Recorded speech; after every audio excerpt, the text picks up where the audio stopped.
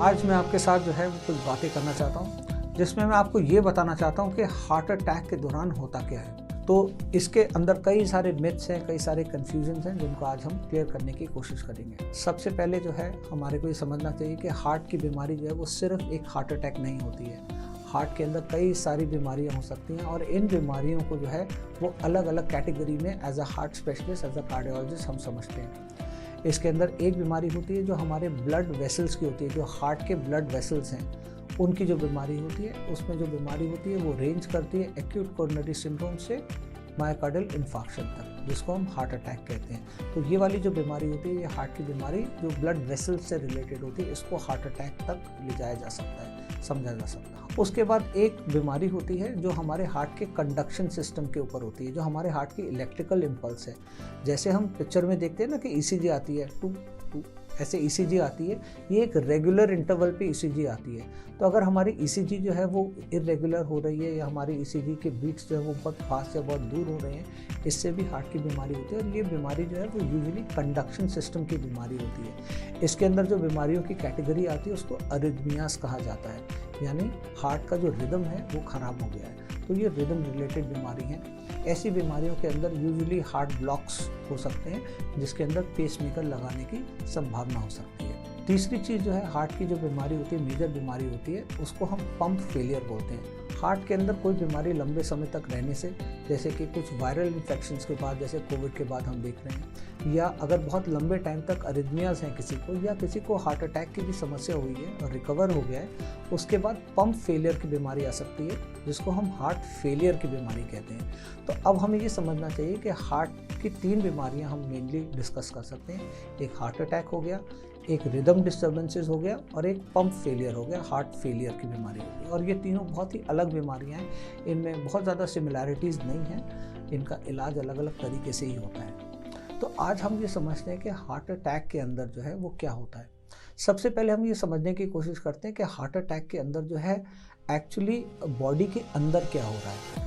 तो बॉडी के अंदर जो ये खून की नसें हैं जो हार्ट को सप्लाई कर रही हैं, ये जो खून की नसें हैं इसकी दीवारें थिक होने लगती हैं और दीवारें धीरे धीरे धीरे मोटी होती जाती हैं, क्योंकि उनके अंदर जो है बैड कोलेस्ट्रॉल जमा होता जाता है। और इनके ऊपर की जो कवरिंग है, ये कवरिंग पतली होती जाती है। ये कवरिंग जितनी पतली होती जाएगी उतनी वनरेबल है कि अगर आपका ब्लड प्रेशर बढ़ गया या आपके ऊपर कोई स्ट्रेस आ गया, उस समय पे ये कवरिंग टूट जाए। और जब ये कवरिंग टूट जाती है तो वहाँ पे ब्लड का क्लॉट जमा हो जाता है। जब ब्लड का क्लॉट जमा हो जाता है और आर्टरी को पूरी तरह ब्लॉक कर देता है, तो इसको हार्ट अटैक कहा जाता है। तो अब आपको ये समझ में आया कि ब्लड के अंदर कचरा नहीं जमा हो रहा है, मगर ब्लड की दीवारें थिक होती जा रही हैं। इसलिए कई बार ऐसा होता है कि कुछ लोग मेरे से डिस्कस करते हैं कि डॉक्टर साहब कोई एक ऐसी टेक्नोलॉजी है जिसके अंदर खून की नसों को जो है पैरों के अंदर पंप किया जाता है, जिससे ब्लड तेज़ी से आता है, तो क्या उससे हमारी आर्टरी साफ़ हो जाएंगी? उससे आपकी आर्टरी साफ़ नहीं होंगी, क्योंकि कचरा आर्टरी के अंदर नहीं है। जो बैड चीज़ें हैं या जो बैड कोलेस्ट्रॉल है वो आर्टरी के अंदर नहीं है, या अंदर से आर्टरी की दीवारों पे नहीं लगा हुआ, मगर हमारी दीवारों के बीच में है वो, और दीवार पूरी की पूरी ही थिक होती जा रही है। इसलिए हमारे को ये समझना चाहिए कि कपालभाति करने से जो है वो हार्ट की नसें जो है वो नहीं खुल जाती। जैसे कि अक्सर देखा गया कि टीवी के अंदर दिखाते हैं कि ज़ोर ज़ोर से सांस ले रहे हैं पेट से, जिससे कि कोशिश ये कर रहे हैं कि हार्ट की आर्टरी की नसें खुल जाएँ। मगर डेफिनेटली कपालभाति करने से या कुछ एक्सरसाइजेस करने से हमारे बॉडी के अंदर जो है वो न्यूवास्कुलाइजेशन हो जाता है, यानी कि छोटी छोटी सूक्ष्म बिल्कुल छोटी बारीक नई नसें जो हैं वो डेवलप होने लगती हैं, जिससे कि हमारे को बेनिफिट भी मिल सकता है। तो मैं ये नहीं कहता कि हमें योगा नहीं करना चाहिए, मगर हमें इस पर्पज़ से नहीं करना चाहिए कि हमारी आर्टरीज जो है वो खुल जाएंगी। तो जब हमारे अगर क्लॉट हो गया, जमा हो गया, तो उसके बाद क्या होता है, जब क्लॉट जमा हो जाता है तो जिस एरिया में वो ब्लड सप्लाई हो रहा है उस एरिया के अंदर जो है खून का बहाव कम हो जाएगा।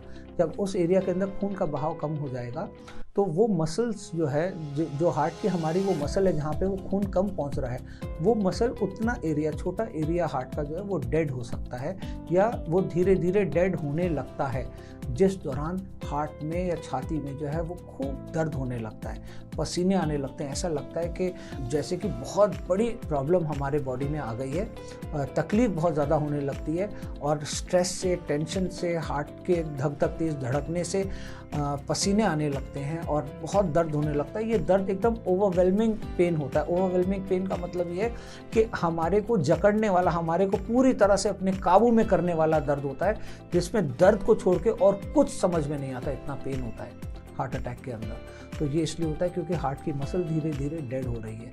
ये हमारा जो है गोल्डन आवर या गोल्डन पीरियड होता है। इस समय पे अगर प्रॉपरली आपको मेडिकल अटेंशन मिल जाए तो आपको जो है वो आपके हार्ट की मसल को 100% रिकवर किया जा सकता है। इसीलिए हम लोग ये कहते हैं कि अगर कोई समस्या है तो आपको इमीडिएटली उस टाइम पे डॉक्टर के पास जाना चाहिए। अक्सर अगर आप डॉक्टर के पास नहीं जाएंगे तो अगर बहुत छोटा सा एरिया है या कम एरिया है जिसमें ये इफेक्ट हुआ है तो धीरे धीरे ये पेन कम भी हो जाता है, सबसाइड भी हो जाता है, क्योंकि हमारे बॉडी के अंदर नेचुरल तरीके से जो है वो प्रोसेस होता है जो कि हमारे पेन को कम कर देता है। मगर इसका मतलब ये नहीं है कि रिकवरी अच्छी हो गई है। जो है पेन अपने आप कम हो जाता है तो ऐसा भी संभव है कि कुछ एरिया हमारे हार्ट का जो है वो बिल्कुल काम करना बंद कर दें और फिर उसको दोबारा काम कराने का जो है वो कोई तरीका नहीं होता।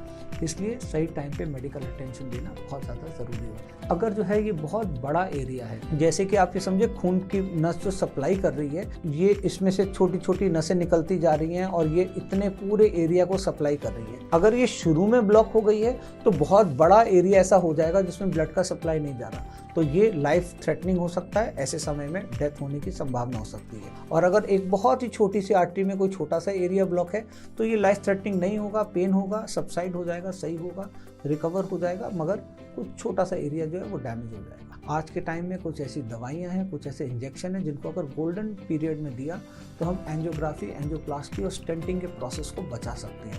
तो अगर पेशेंट जो है वो सही समय में डॉक्टर के पास आ जाएगा तो बिना एंजियोग्राफी के कुछ ऐसे इंजेक्शन आजकल आ गए हैं जिनको देने से जो है हार्ट की रिकवरी बहुत अच्छी, लगभग जो है 95% जो है वो रिकवरी पूरी तरह से जो हार्ट की हो जाती है और वो लोग 100% जो है वो अपनी लाइफ पूरी तरह एंजॉय कर सकते हैं। कुछ नॉर्मल मेडिकेशंस लेते हैं जिससे कि आगे दोबारा ये समस्या ना हो।